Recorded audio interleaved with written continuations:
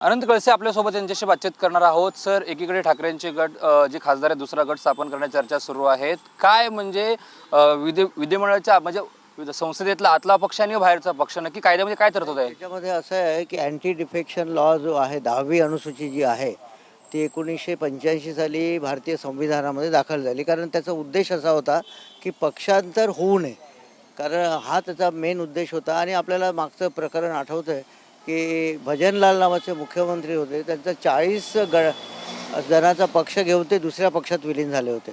त्यामुळे हा एक अत्यंत महत्त्वाचा कायदा, संविधानिक कायदा म्हणून त्याला मान्यता मिळालेली आहे. 10व्या अनुसूचीमध्ये याच्यामध्ये तरतुदी.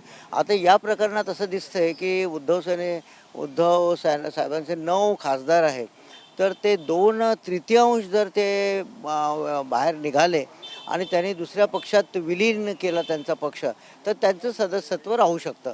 अशा पॅरा 4मध्ये तरतुदी आहे.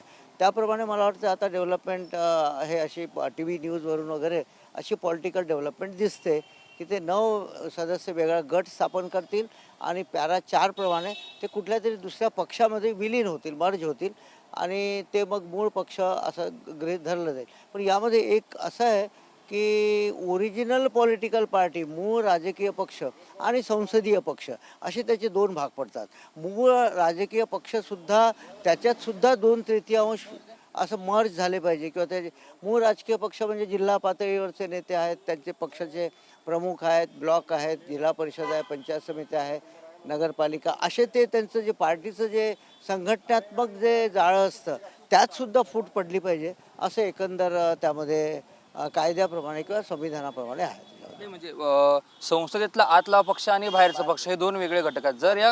जर हे खासदार जर त्यांनी गेलं किंवा त्यांना पत्र दिलं तर पुढे काय होऊ शकतं? पुढे आता त्यामध्ये आता महाराष्ट्रात असंच एक प्रकरण सुप्रीम कोर्टात आहे, शिवसेनेचं प्रकरण आहे, NCPचं प्रकरण आहे. त्याच्यामध्ये सर्वोच्च न्यायालयाने अजून काही तसा ठाम असा निर्णय दिलेला नाही आहे. आणि माझं मत आहे संसदीय सर्वोच्च न्यायालयाने त्याचं इंटरप्रिटेशन केलं पाहिजे. काय हे स्प्लिट म्हणजे काय, मर्जर म्हणजे काय, मूळ पक्ष कुठला, संसदीय पक्ष कुठला. आता हे सुद्धा प्रकरण असं झालं तर निश्चितच उच्च न्यायालयात किंवा सर्वोच्च न्यायालयात ते जाईल आणि त्यामध्ये मग पुढे काय निर्णय होईल ते बघता येईल आपल्याला. म्हणजे ठाकरेंच्या खासदारांनी जर पत्र दिलं तर ते प्राथमिक रूपे तर ते ग्राह्य मानलं जाईल संसदेच्या कायद्यानुसार? हो, ग्राह्य मानलं जाईल. पत्र दिल्यानंतर ते ग्राह्य मानलं जाईल. पण त्या ॲडमिसिबिलिटी किंवा त्याच्यामध्ये मूळ पक्षात फूट पडली का हे सुद्धा त्याच्यात तपासलं जाईल असं निश्चित मला वाटतं. आणि हे मॅटर परत सर्वोच्च न्यायालयात किंवा उच्च न्यायालयात जाईल. पण ठाकरेंची शिवसेना जर त्यांनी पत्र दिलं तिकडं त्यांनी ग्राह्य मांडलं तर हे कसं चॅलेंज करू शकतील? म्हणजे त्यांचं कसं काय? आता हे पक्षांतर विरोधी कायद्यान्वये हे चॅलेंज होऊ शकेल. कारण ते म्हणते की मूळ पक्षात फूटच पडलेली नाही आहे, फक्त संसदीय पक्षात फूट पडलेली आहे. आणि मूळ पक्षात फूट न पडल्यामुळे हे जे कृती आहे हे पक्षांतर विरोधी कायद्यामध्ये बसणार नाही. त्याच्यामुळे यांना डिस्क्वालिफाय करावं या ग्राउंडवर ते चॅलेंज आहे. ते तसं म्हणजे त्या पद्धतीने ते पावलं उचल डिस्क्वालिफाय करण्याचं. डिस्क्वालिफिकेशनची पावलं मी आता सांगितल्याप्रमाणे ते उचलू शकतात. म्हणजे तुमची चर्चा झाली, काय झाली तुम्ही भेटायला? काही चर्चा झाली. नक्कीच हे होते अनंत कळसे आणि त्यांनी संसदेच्या आतील पक्ष आणि बाहेरील पक्ष या 2 मुद्द्यावर त्यांनी सांगितलेलं आहे. जर ठाकरेंच्या खासदारांनी अशा प्रकारचं पत्र दिलं तर ते ग्राह्य मानलं जाईल आणि त्याला ते डिस्क्वालिफाय करण्यासाठी ठाकरेंची शिवसेना प्रयत्न करेल असं देखील त्यांच्यावर सांगण्यात आलेलं आहे. मात्र प्राथमिक जर आपण पाहिलं कायद्यानुसार तर ते ग्राह्य मानलं जाईल, तो पक्ष ग्राह्य मानला जाईल असं अनंत कळसे यांच्या वतीनं सांगण्यात आलेलं आहे. Cameraman Krishna sir, Ranjit Ingale, TV9 Marathi, Mumbai.